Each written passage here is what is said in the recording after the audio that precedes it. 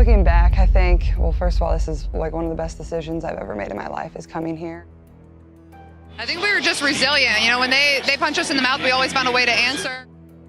Caitlin's all about winning, like it's in her DNA. Why do you care so much about winning?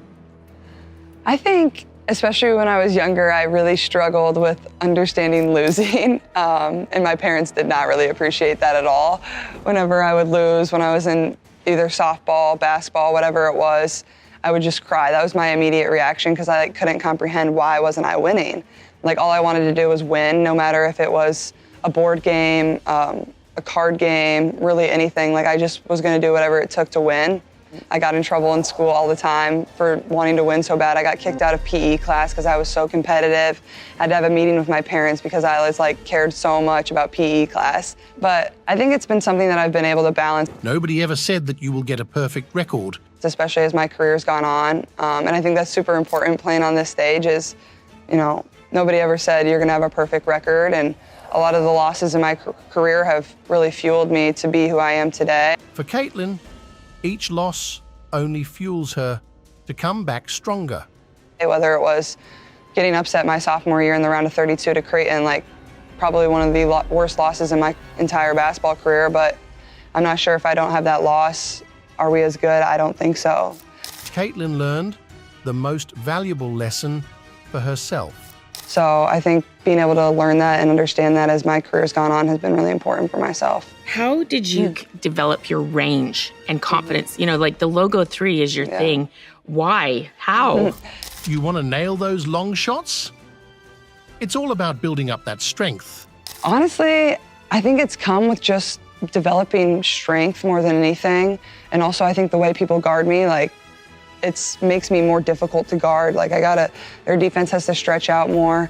And it wasn't something I always did early in my career here as a freshman. Caitlin's got this cool way of shooting where it's all about her legs powering the shot, not her arms. I did it a little bit, but I think sophomore year, as I had a year of strength and conditioning under my belt, you could really see my body was kind of starting to come into its own.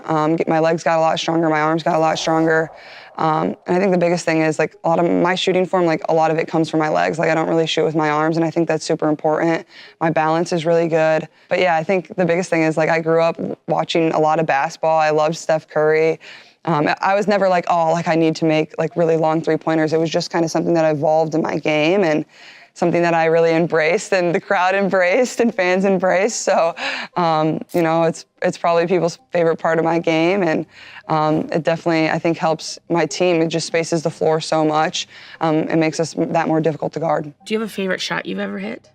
Favorite shot I've ever hit? Oh, that's tough. I would probably say the Indiana shot. If I had to pick one shot, the Indiana buzzer beater last year. Martin looking. Here's Clark. She fires and goes! She hit it! Well, Michigan, the record-breaking shot here. I probably picked that. I don't know. There's been a lot of really good shots. There's just too many, you can't choose them. I know. Caitlin explains why she chose to go to Iowa. When you got to Iowa, why did you decide to come here?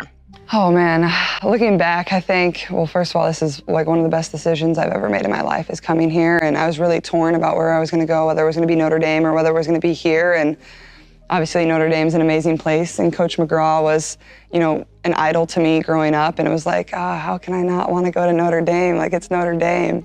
But I felt in my heart I had to be here. Something was really pulling me here. And obviously, this is my home state, and I wanted to represent my state, and I wanted to do something that really hadn't been done for a really long time. Obviously, we hadn't been to the Final Four since 1993, and Coach C. Vivian Stringer had really built this program to be a powerhouse, and obviously, Coach Bluter has done really amazing things, been to the Elite Eight, been to Sweet 16s, but our goal was to get back to the Final Four, and that's what Coach Bluter always pitched to me, and I just loved that challenge. I really wanted a challenge, and something about it, I was I can't pass this up, and I think that's the main reason I came here. Caitlin tells us about the most difficult decision she had to make. What went into your decision to go to the WNBA?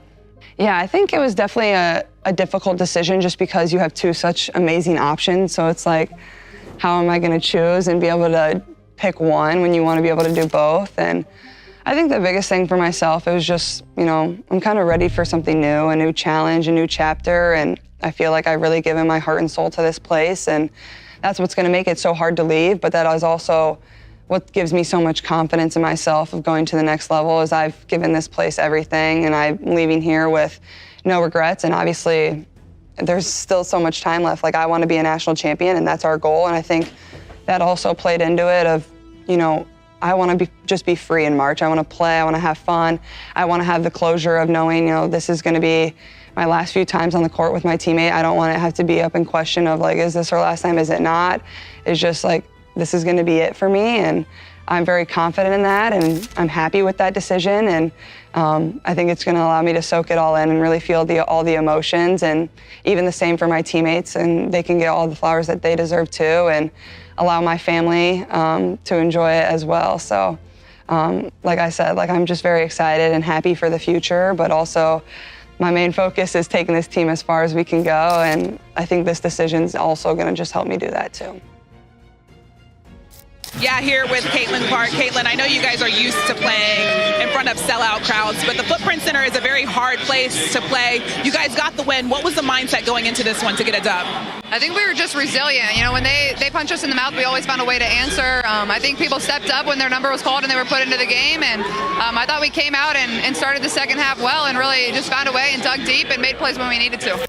Kelsey Mitchell's impact on this game, it's massive. Like, she's shifting gears with every move. One of those people that stepped up when their name was called is Kelsey Mitchell. She was an absolute bucket for you guys. How huge was she in this win tonight? Yeah, she was huge. You know, she never shies away from the moment. She made some huge shots for us, but she's just poised, very poised. You can see it in her face, like she wants to be in those moments, so I'm super proud of her. Obviously, a lot was made of this matchup between yourself and Diana Taurasi. I know she's one of your idols. How big is it for you to get a win here against her today? I'm just happy we won. It was cool to play against her, and obviously a really great game. And like you said, this crowd was absolutely incredible. Well, I was trying to get the crowd to be quiet because I think it was Aaliyah was shooting a free throw, or somebody was shooting a free throw, and I was like, I appreciate it, but just trying to get them to be quiet. But obviously it's really cool. I mean, my teammates have been finishing the ball really, really at a high rate. Like, my assist numbers, that's because of them. Like, just finding them in positions to be successful, whether it's AB, whether it's Liz. Thought we've done a really good job of that. And but yeah, I guess it's cool. Matt, go ahead. Yeah, Caitlin, to go off that, when you pulled down the 10th rebound, the crowd went crazy. Did you know then that you had the triple-double? I did, yeah. Honestly, wasn't like too aware, but like I think everybody was a little confused as to why they were going so nuts over a rebound. I mean, they can do that every time, I guess, but it was a little different. And Caitlin, what does this last 3-game stretch maybe have you learned about this group? The fact that you were hung in there with Vegas, almost had that, and then got Phoenix before then. Like, it feels like you guys are hitting a stride right now. What makes her team different from others in the league? Yeah, I feel like we're definitely playing good basketball. I feel like we're definitely finding some confidence in what we're being able to do out there on the court. We're playing together better. But I think like the biggest difference for us has been when teams make runs, we don't crumble. I think, what did the Liberty get up? Their biggest lead was 11 there in the third, and we just found a way to stay resilient and kind of close the gap, or that might have even been in the fourth quarter.